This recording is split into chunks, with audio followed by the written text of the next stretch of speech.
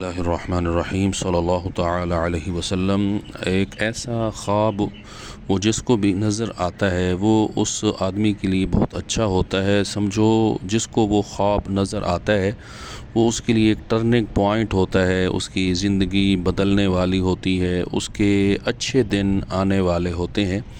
جو مومن مسلمان ہے اللہ کریم اس کو بعض اوقات خواب کے ذریعے جو اس کو مبشرات، اچھی چیزیں، خوشخبری، بشارت والی چیزیں جو اس کے ساتھ اچھا ہونے والا ہوتا ہے وہ اس کو خواب میں نظر آ جاتا ہے، پھر ویسے ہی ہوتا ہے۔ اسی طرح اگر اس کو کوئی پریشانی، مصیبت پہنچنے والی ہوتی ہے تو وہ بھی اس کو خواب میں نظر آ جاتی ہے۔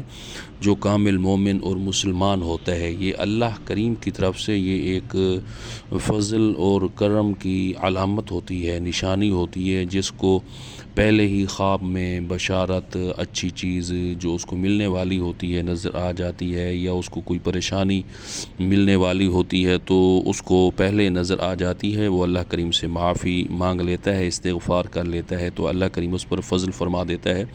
یعنی خواب جو ہے جو نظر آتے ہیں ان کی یہ حقیقت ہوتی ہے۔ بعض اوقات ایسے خواب آ جاتے ہیں بخارات کی وجہ سے تو وہ صحیح نہیں ہوتے، طبیعت کی خرابی کی وجہ سے یا معدے کی خرابی کی وجہ سے ان کے وہ اثرات نہیں ہوتے صحیح طریقے سے، لیکن کچھ خواب ایسے ہوتے ہیں اکثر و بیشتر ان کے اچھے تاثرات ہوتے ہیں اور اچھے اثرات ہوتے ہیں آدمی پر۔ تو ان میں سے ایک خواب یہ ہے، ایک غریب شخص ہے، غریب شخص نے خواب میں لوہا دیکھا بہت سارا۔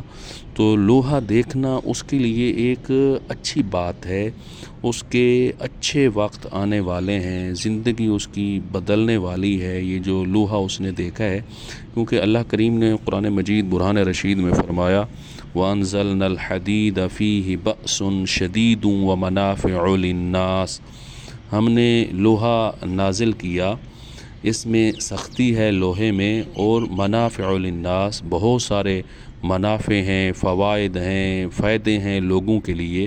تو لوہا جو ہے اس میں اللہ کریم نے فرمایا لوگوں کے لیے فائدے ہیں، نفع ہے۔ تو اسی لیے جس نے بھی خواب میں لوہا دیکھا، خاص طور پر جو شخص غریب ہے اس نے لوہا دیکھا تو وہ سمجھے اس کے اچھے دن آنے والے ہیں، اللہ کریم اس پر فضل فرمائے گا، کرم فرمائے گا۔ اللہ کریم سمجھنے کی توفیق عطا فرمائے۔